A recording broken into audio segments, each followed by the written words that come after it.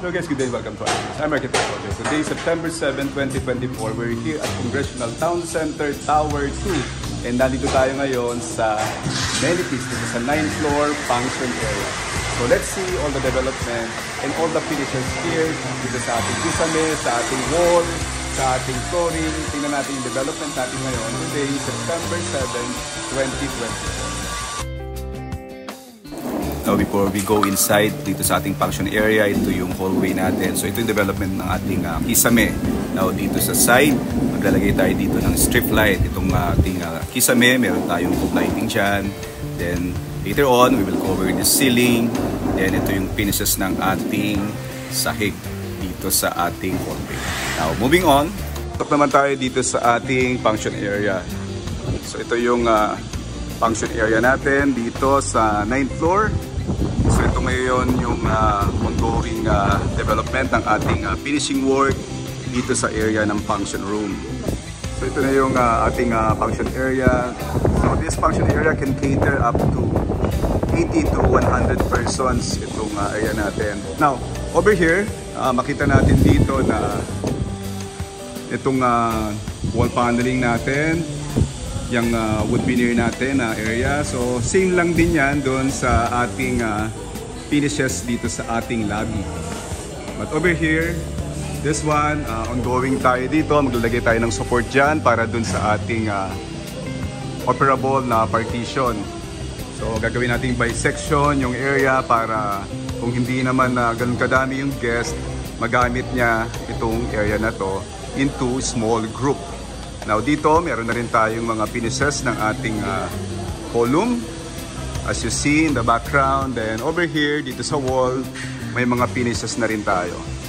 Then dito, as you notice, itong ating kisame, meron tayong cove lighting dito sa area na to. So maglalagay tayo dyan ng strip light na LED dyan sa mga cove ceiling natin. So here, itong sahig natin, wala pa tayong finishes but schedule natin kung kailan natin siya malalagyan. But of course, ang ating methodology, unahin muna natin yung finishes ng ating kisame bago itong sahig. So anong reason is that any scaffolding na pwedeng itukod dito, kung may finishes tayo, masisira siya agad. So kinakailangan wala muna itong finishes para at least kung ano man yung mga ilagay natin dito, kagaya nitong lamesa na to, yan. And kagaya nun, yung mga inaapakan nila, yan. Diba, minsan hinahatak nila yan. So meron ka ng finishes ng ating flooring, masisira lang at magagasgasan. So better, pusin muna natin yung kisame bago yung finishes ng ating sahig. Now going back here, ito ngayon yung finishes ng ating wall. So itong merong painted white, dito maglalagay tayo dyan ng other finishes sa ating wall, maybe wallpaper dyan sa area na yan, but will soon to be finalized. But this one, as you notice, meron na rin tayong marble tile na naka-install dito. So mula dito sa baba, then hanggang dun sa taas. So meron na rin tayong na-introduce na groove lines dyan sa area as part of the design. So ito yung ating wall panel. So ang sukat nito is 1.2 meters by 3.8 meters yung height or yung haba niya. So ganyan yung one piece size nitong ating wall panel. Now as you notice here, meron kaming nilagay na trim or insert dito, no? So this materials is aluminum trim. So mamaya pakita ko sa inyo yung profile niya. Then this one also, so para siyang groove pagka malayo, kita mo, para lang din siyang groove, pero pag nilapitan mo, it's trim. Now dito naman sa ating column, meron na rin tayong treatment ng ating column. So we use also yung ating wall paneling dito. Yan, now meron din tayong trim dito, yung corner trim natin na profile. So this material is made of aluminum powder coated material. Later on, pakita ko sa inyo yung profile nito para makita nyo yung section or yung mulyon nitong ating corner trim. Now, on the middle, as you see in the background, ito yung ating marble tiles. So meron na rin tayong in-introduce na group dito. Yan. Now in the middle, maglalagay din tayo dito ng accent design. So hintayin natin sa susunod na video, makikita nyo yung magiging finishes nitong wall na to. Now here makikita nyo yung interior column treatment natin dito sa ating function area. Then over here, so same lang din siya, same profile, same finishes, then same materials na ginamit natin. So kita nyo yung variation ng materials. There, possible maglagay tayo doon ng wallpaper, yung nakita nyo white na background. Then here, on the middle, meron na rin tayong na-establish or nailagay na marble tile. Then yung ating wall panel na wood grain, na veneer, dun sa area na yon, meron na rin tayo. Then dito sa ating header ng ating pintuan, maglalagay din tayo dyan ng finishes para medyo grand yung dating ng ating function area. Now, dito naman sa area na to, ongoing yung installation ng ating windows. So we have here fixed windows and also operable windows na awning type. So this will be clear tempered glass dito sa area na to. So high ceiling kasi itong part na to. It's about 4.5 meters, so, and overlooking yung ating swimming pool area, which is yun, nandun sa labas. Overlooking siya. Then ito naman yung ating tower 1. Yan.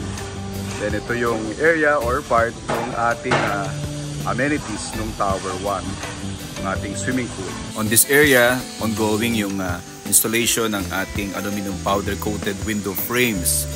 So as you see here, ito yung mga na-install na nating mga window frames and still ongoing hanggang sa matapos natin ang mga installation. Also the tiles installation dito sa ating hallway is still ongoing. So yung methodology natin dito is using a dry pack system ng installation ng ating tiles. So yan yung preparations natin. Now over here, ito yung ating profile ng ating trim or aluminum trim natin na ginamit natin dito sa corner na to. So ito yung profile nyo. So ito yung cut size na profile ng ating trim dito sa corner. Yan yung ginamit natin. So it's aluminum powder coated na trim. Now dito naman sa kabila, ito naman yung profile na ginamit natin dito. This kind of profile. So kita nyo yung section. So ganyan siya. Yan, pagka malapitan. So ganyan yung section ng trim na ginamit natin dito. Hindi siya group, kundi trim ang ginamit natin dito sa ating division ng ating dalawang wall. Now, dito naman sa side na to, so it's ongoing. So ito yung ating ito yung portal ng ating entrance door. So we have one, and yung nandun, yun yung pangalawang entrance door natin, and yung pangatlo nandun sa dulo. So here ongoing yung finishes natin, surface preparation para sa ating finishes ng ating mga walls. Likewise, doon sa kisame na install natin. So, same thing here.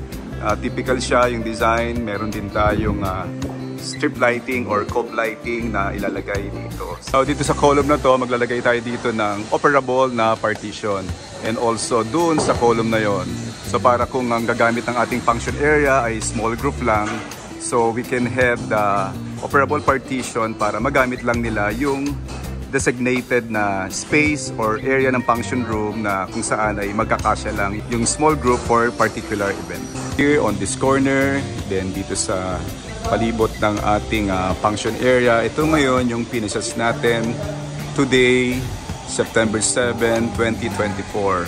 From the wall finishes, ceiling finishes, column finishes, then also the ongoing installation of our window frames and establishing finishes for the ceiling cove lighting. Alright guys, these are all the finishes here in the function area of Congressional Town Center, Tower 2. So abangan pa ninyo yung mga susunod nating videos para sa mga other developments ng ating function room. Again, I'm Architect Jojo Godfrey, joyfully sharing with you what Archie knows. Thank you very much and God bless you.